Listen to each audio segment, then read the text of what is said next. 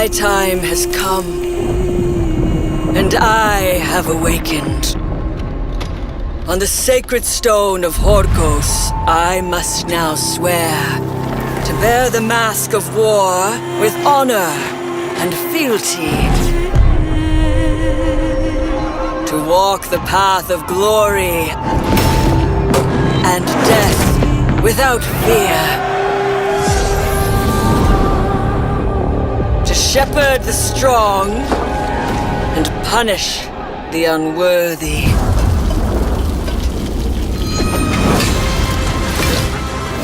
I will brandish the blade that rights all wrongs. I will bring revenge, strength, and discipline. I will rise above all and speak the truth.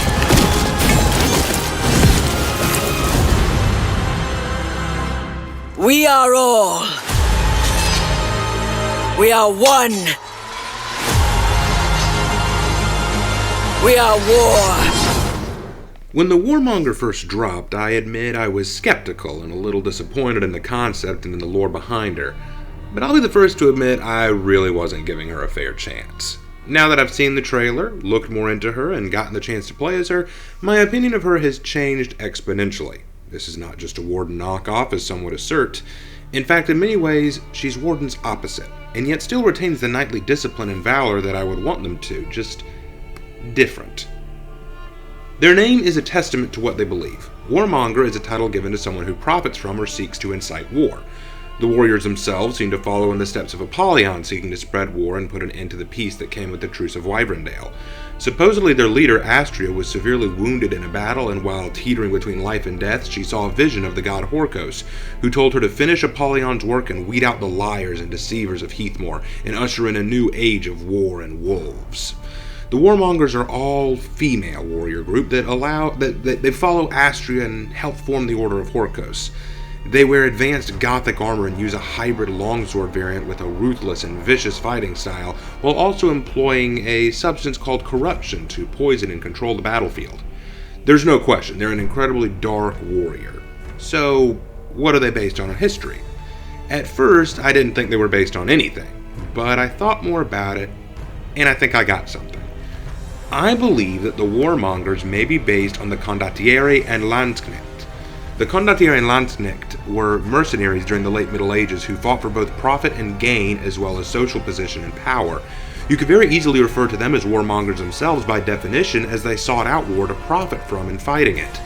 In fact, the Condottieri armor sometimes resembled what the Warmonger sports in some of her armor sets, particularly the more ornamented stuff. Also, the weapon that she wields was very heavily influenced by the Zweihander sword, which was a weapon often associated with the Landsknecht. The difference here being that the Condottieri sought material and monetary gain for their services, while the Warmongers and For Honor seem more interested in an ideal, spreading a truth to the world. They are zealous and pious to their beliefs, and in the god Horkos, or maybe even in the truth of the never-ending war. I almost see Warmongers as expanding on Apollyon's beliefs. What if the Warmongers fear weakness and what it means? What if to them they see peace as weakness, and that the pitfalls and struggles the land has faced are caused by this weakness? That peace is a lie because it allows the weak and cowardly to thrive, so when true struggles do arise, there are no strong to stand against it. Perhaps they see the Wulins' arrival in Heathmoor as a testament to this. The Wulin managed to invade and gain a foothold because the other factions were simply too weak to force them out. Or perhaps they see the leaders who organized the Truce of Wyverndale as sentimental fools, weak leaders who would gladly profit off the blood and sweat and sweaty backs of labor and slavery. Men and women who are too afraid of waging war for fear of death and loss and unwilling to pay the price for victory. Remember, Apollyon said, "Death comes for us all, but a warrior fights on in spite of this truth." The Warmongers, like Apollyon, welcome death and pain. They welcome the call to arms, and they embrace the truth that Apollyon gave, and the message that Horkos brings. It's not really evil, it's justice, and justice will be brought at the end of a sword, and the liars will suffer. In a twisted way, they don't see themselves as evil, and what they're doing isn't evil. It reminds me a lot of One Piece, and those who believe in dark justice, like Akainu, who believes that sometimes you have to do dark, terrifying things to enact justice. As soldiers of the Navy, we carry the weight of the justice of the world on our backs, and will gladly die to defend it. Any man who turns tail and runs doesn't deserve to call himself a Marine, let alone a man for that matter. The most he could be called is a waste of life. If you truly care about your family as you say, you'll only shame them by living.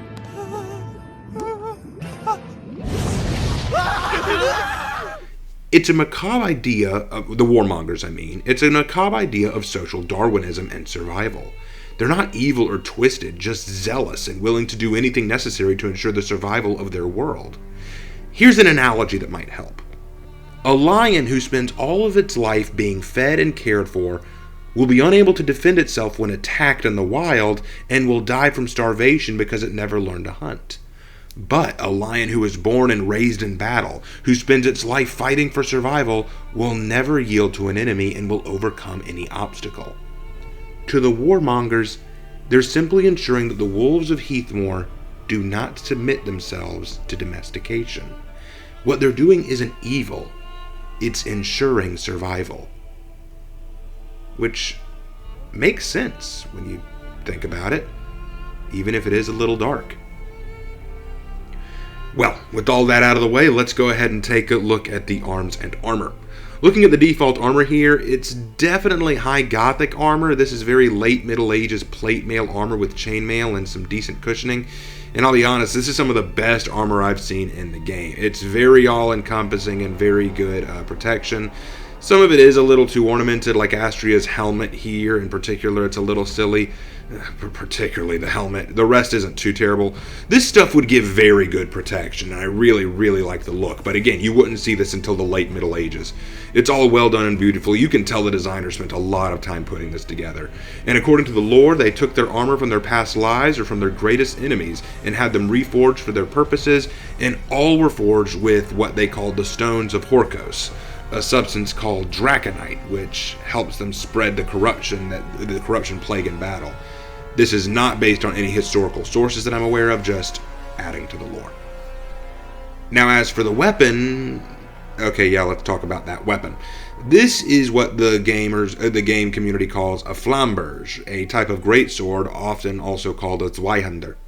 The name flamberge refers to the waviness of the steel, which looks like a flame. The purpose behind the wave was to actually give it a strong advantage in the blade lock.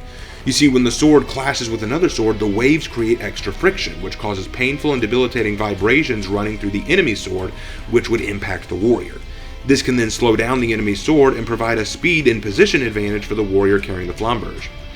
However, it should be noted that the Zweihander swords were actually longer than this. An average Zweihander could be as long as 7 feet in length, so it was almost more of a polearm than an actual longsword. Now, some blade historians might argue with me that the term flamberge does not associate directly with the Zweihander longswords, but rather a kind of rapier that appeared during the Renaissance. Unfortunately, that also doesn't work for this weapon because it's clearly modeled after a longsword, and according to the lore, it's longer than Warden's longsword. And yet they wield this thing one-handed part of the time. Don't worry, I will get into that. Okay, and now before we go any further, let's go ahead and take a look at my Warmonger. This is how she looks right now, but if you haven't guessed, I'm still kind of new with her. I'm still working her up the way. But I really like this armor variant. It looks very, very cool. I really like the design. It looks very, again, high gothic. It looks very high Middle Ages, late Middle Ages. I loved the scaled armor here. It looks very, very cool. The plate armor is awesome. Everything about this just looks really, really great to me. I'm just really excited to keep going with this, and as I go through this, I may change up armor variants, because honestly, I haven't seen one variant that I don't like. But anyway, let's go ahead and get started with the fighting. Let's first talk about the moveset, and then I'll talk about how real it is. So the Apollyon 2.0, or Apollymom stance, is holding the sword one-handed, and I'll be real honest, I hate this. That sword is too heavy to be carried one-handed, and I would never fight with it one-handed. It's sloppy and overly arrogant. But leaving that aside, Warmonger has a limit of 2 lights, 2 heavies, a light and a heavy, or a heavy and a light. However, she can do a light, light, heavy as her longest combo. So, to demonstrate, light, light, light, heavy, heavy, heavy, and light, light, heavy. So as you can see, she's pretty versatile in that regard, and you'll notice that a lot of her moves seem very similar to Warden's, like Warden's light looks very similar to my light. Although you'll note that she is again swinging it one-handed from the top, which I really don't like, but again, we'll get to that. Now, all of Warmonger's lights can be blocked, but they can't be interrupted, which goes into her other ability. After a light or a dodge, Apollyon can do a strike with her clawed gauntlet. This doesn't do damage, but if it lands, it grants a free light, and if it's charged up all the way, like a Centurion punch, it grants a free heavy. So, light. And then if it's charged all the way. As you notice, you can do this with a dodge or a light, but not a heavy. She can feint out of the claw attack also, and guard break, which I find is very useful against enemies who are unprepared. She also has a dash forward heavy, which is undodgeable, so don't even bother trying to roll away from her when she tries it. You'll just have to block. And speaking of dash heavy, if she dashes to the side, Warmonger can release a short range but devastating unblockable heavy swing. But this too can be feinted.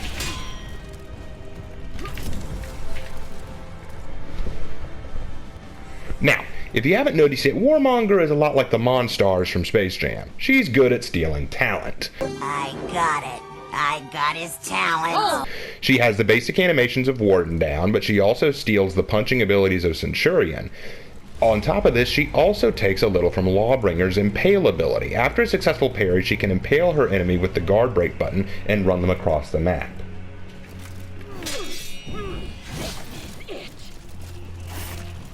Now, this is good enough on its own, it does a little bit of damage, but if she does it into a wall,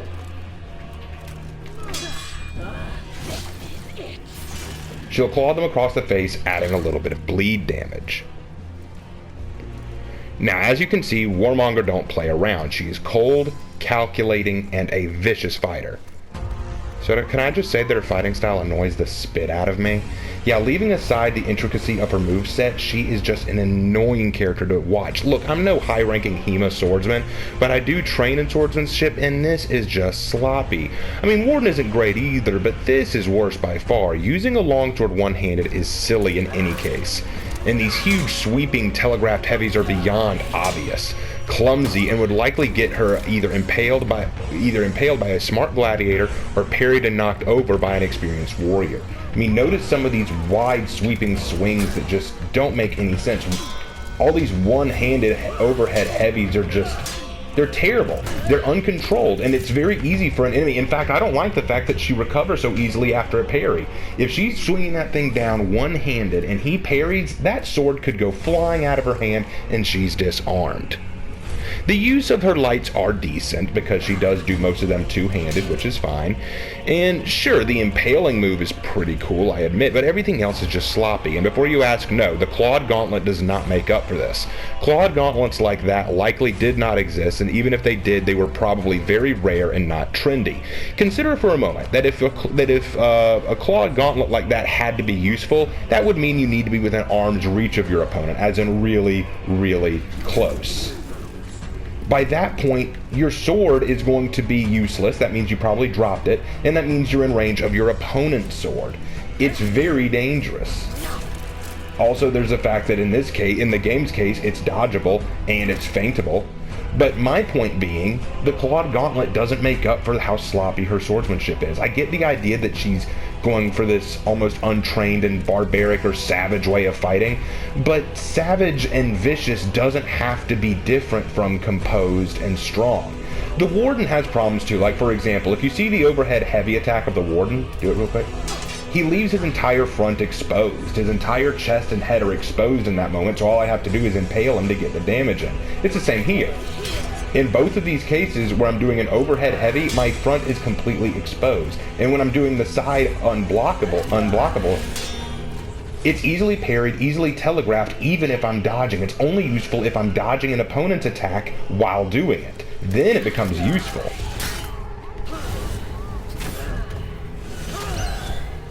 In all of this, keep in mind another facet about this. The clawed gauntlet seems cool, but in reality, what happens if you're fighting an armored opponent?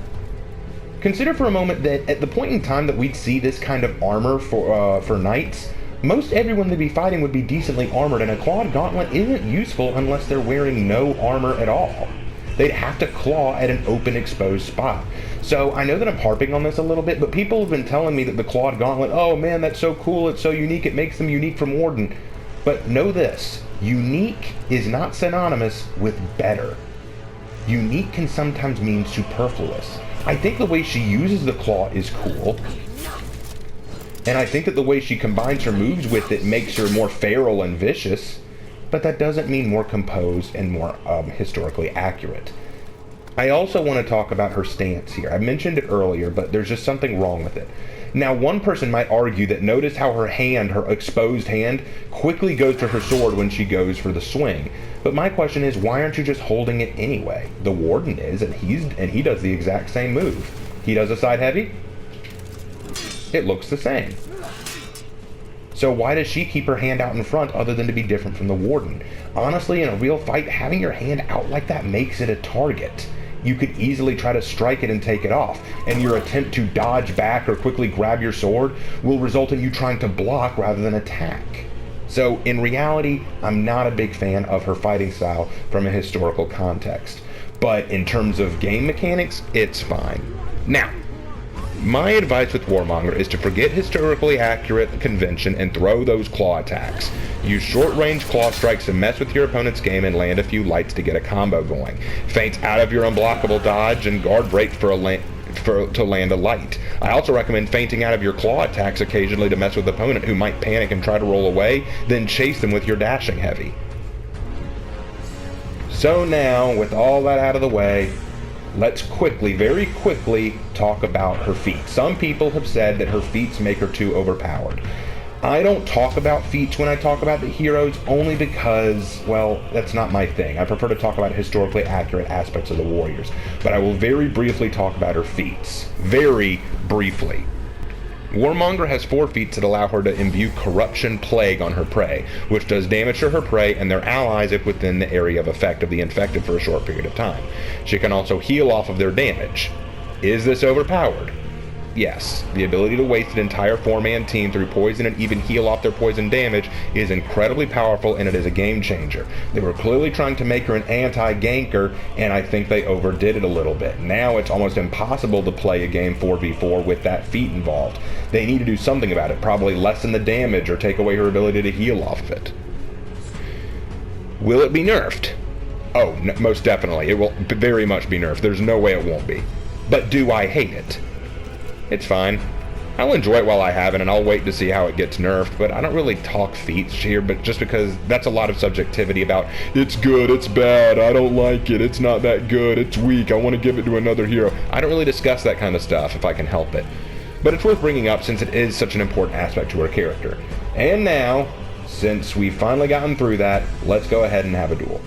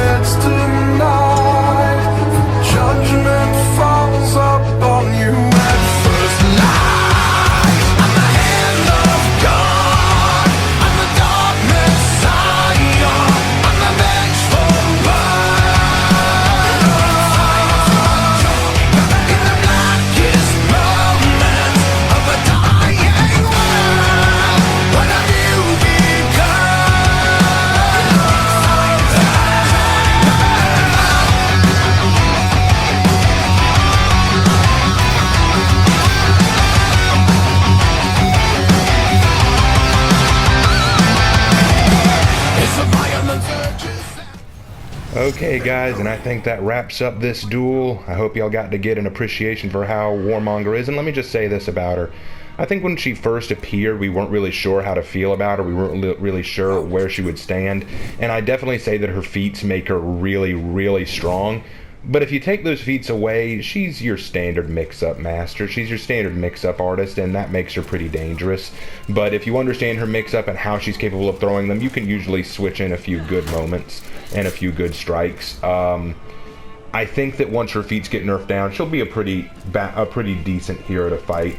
I won't say that she's too strong. I won't say that she's too weak. For me, she's just right, and I really do enjoy her. And I think that's the big thing that changed about me. When I first saw her, I really didn't know how to feel. I wasn't a huge fan. Now, I can say that I'm pretty impressed, and I like her just fine. So anyway, with that out of the way, let's go ahead and talk about her 4 unique executions.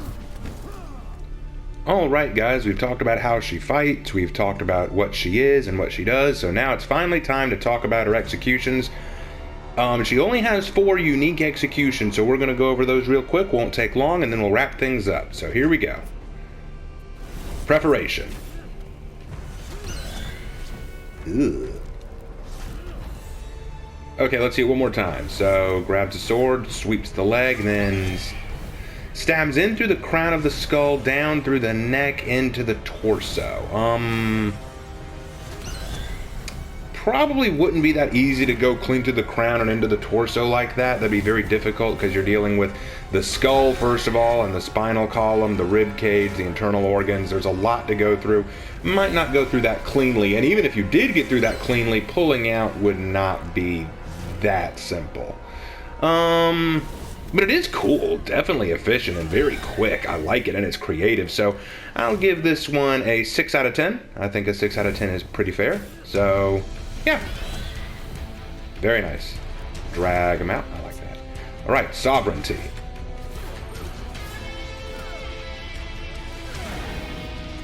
Ooh, very cool. Okay, let's see that again. Slow-mo. All right, so strike the neck, then the hips with the... I like the way that she's using the claw there. It's a good use of that claw. I mean, okay, so neck, hips, strike the chest, strike the leg down so that they're in a kneeling position, and then cut off the head. Okay, the only thing I think I have a problem is the decapitation portion. It feels a little bit too slow. She would really want to wind up into that swing. Like, we're talking a baseball bat level swing, and there it's just kind of like zip. It would take, again, it takes a lot to cut off a head. You really need to wind up to it. But this is probably my favorite so far, so I'll give it an 8 out of 10. An 8 out of 10. It's very stylish, very cool. I like the way she uses the claw, and I also like the way that she uses the handle to bring him to his knees. I like that. That's very good. Humiliation.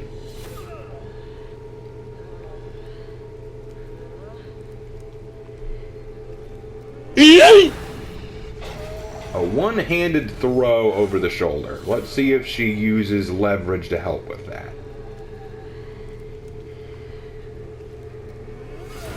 Doesn't look like it. It looks like that was all shoulder and arm strength. Okay, so first of all, stabbing into the throat like that is not impossible. The throat is a very soft area, so if she had those talon-like claw gauntlets, she could technically reach in and grab the throat, so that is not an impossibility. Throwing them, though, I'm not sure I buy that as easily. But you know what? Really cool, very dominating. I love this kind of glare that she's giving him, almost like just making fun of him. And throw. Very cool. I wish that she'd put her hip into it so that it would look like she was using leverage to fling him. But still really cool. I'll give this a 7 out of 10. It's 7 out of 10. Pretty cool. Pretty believable. But it leaves a little to be desired. I think that it takes a little too long, and I don't know why she walks him around like that. But regardless, 7 out of 10. It's still good. And then evisceration. Ooh.